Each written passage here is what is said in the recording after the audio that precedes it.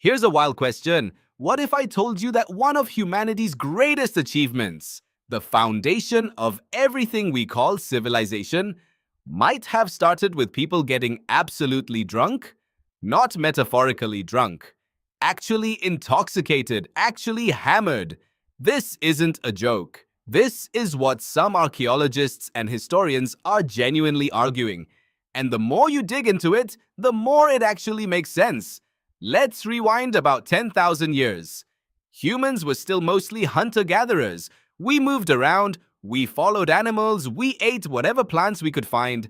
Life was unstable, unpredictable, and honestly, pretty nomadic. Then something changed. And here's the thing, nobody tells you. We didn't develop agriculture because we suddenly got smart about farming. We developed agriculture because we wanted to get drunk. This is called the beer thesis. And it's not some fringe idea. Serious scholars have published papers on this. The argument goes like this: fermented beverages didn't come after agriculture. They came before, or at the very least, they developed at almost exactly the same time. And the desire to make beer might have been the actual motivator. Think about what it takes to make beer. You need grain. You need to grow grain. You need to grow a lot of grain because most of it gets consumed in the fermentation process. You need to store that grain. You can't just hunt it and move on like your ancestors did. You need to stay in one place. You need to protect your grain supply. You need to organize people to work together on harvesting and processing. In other words, you need civilization. But here's the kicker. Why would anyone go through all that effort? Well, if you're standing around your grain stores and you accidentally discover that mixing it with water and letting it sit creates something that makes you feel amazing, something that reduces pain, helps you sleep, brings people together, and makes social bonding easier, that becomes pretty motivating. Alcohol might have been the original addictive technology, not in a judgmental way, but in a real way. The reward was powerful enough that humans were willing to completely reorganize their entire existence to keep producing it. And think about the knock-on effects. Once you're settled in one place growing grain for beer, you realize you can grow other crops too. Now you have surplus. Now you can trade. Now you need currency. Now you need writing to keep track of who owes what. Now you need laws to prevent theft. Now you need a government to enforce those laws. You needed a way to organize thousands of people. And beer was the solution. In ancient Mesopotamia, which we literally call the cradle of civilization, the earliest written records we have are brewery records, not temple records, not government records, brewery records. They're keeping track of beer production and distribution. And here's what's insane.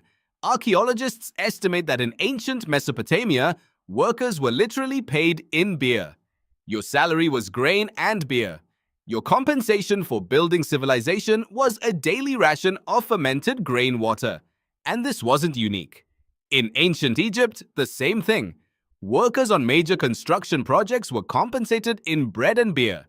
In pre-Columbian societies in Mexico, ceremonial drinking was central to organizing agricultural labor. In ancient China, rice wine was essential to social hierarchies and trade networks. But here's where this gets even more interesting. We've actually found archaeological evidence of this theory. In 1953, archaeologists found a Sumerian brewery that was at least 5,000 years old.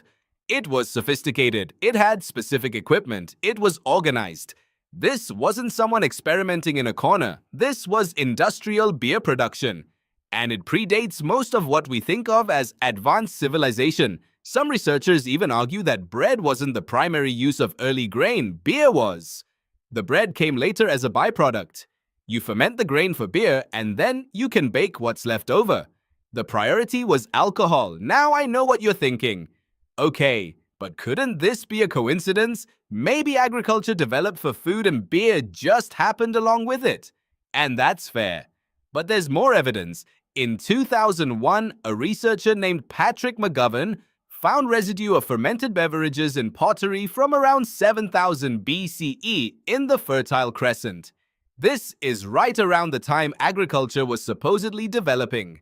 But here's the thing, the pottery was designed specifically for storing and serving beverages. Not food, beverages. And when you look at early human settlements, they're not randomly distributed across the landscape. They're clustered around water sources and areas suitable for grain cultivation. The exact areas where you'd want to be if you were focused on beer production. We also know that alcohol has profound social effects. It reduces anxiety. It makes people more generous. It makes